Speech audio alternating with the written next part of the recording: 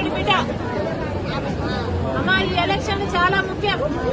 ఒక పక్క రాజశేఖర రెడ్డి బిడ్డ నిలబడింది, ఇంకో పక్క రాజశేఖర రెడ్డి తమ్ముడు వివేకానంద రెడ్డి హత్యను చేసిన అవినాష్ రెడ్డి నిలబడ్డాడు.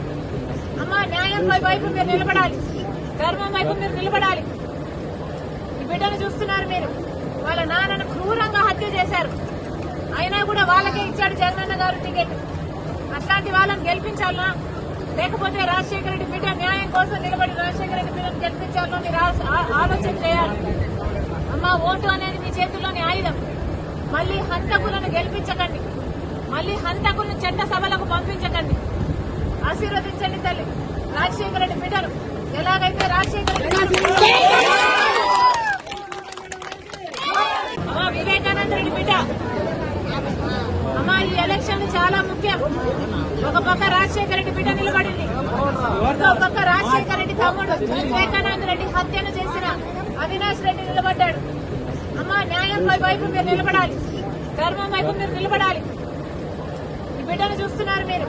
వాళ్ళ నాన్నను క్రూరంగా హత్య చేశారు, అయినా కూడా వాళ్ళకే ఇచ్చాడు జగనన్న గారు టికెట్.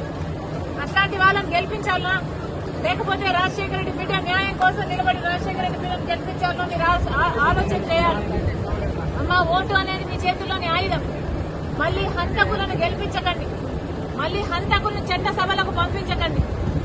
ఆశీర్వదించండి తల్లి రాజశేఖర రెడ్డి బిడ్డను. ఎలాగైతే రాజశేఖర రెడ్డి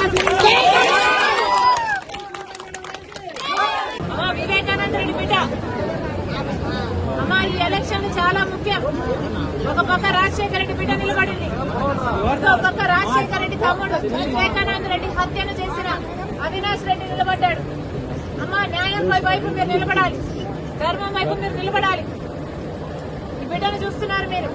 వాళ్ళ నాన్నను క్రూరంగా హత్య చేశారు, అయినా కూడా వాళ్ళకే ఇచ్చాడు జగనన్న గారు టికెట్. అట్లాంటి వాళ్ళని గెలిపించాలనా, లేకపోతే రాజశేఖర రెడ్డి బిడ్డ న్యాయం కోసం నిలబడి రాజశేఖర రెడ్డి బిడ్డను గెలిపించాలనో మీరు ఆలోచన చేయాలి. అమ్మ ఓటు అనేది మీ చేతుల్లోని ఆయుధం. మళ్లీ హంతకులను గెలిపించకండి, మళ్లీ హంతకులను చట్ట సభలకు పంపించకండి. ఆశీర్వదించండి తల్లి రాజశేఖర రెడ్డి బిడ్డను. ఎలాగైతే రాజశేఖర రెడ్డి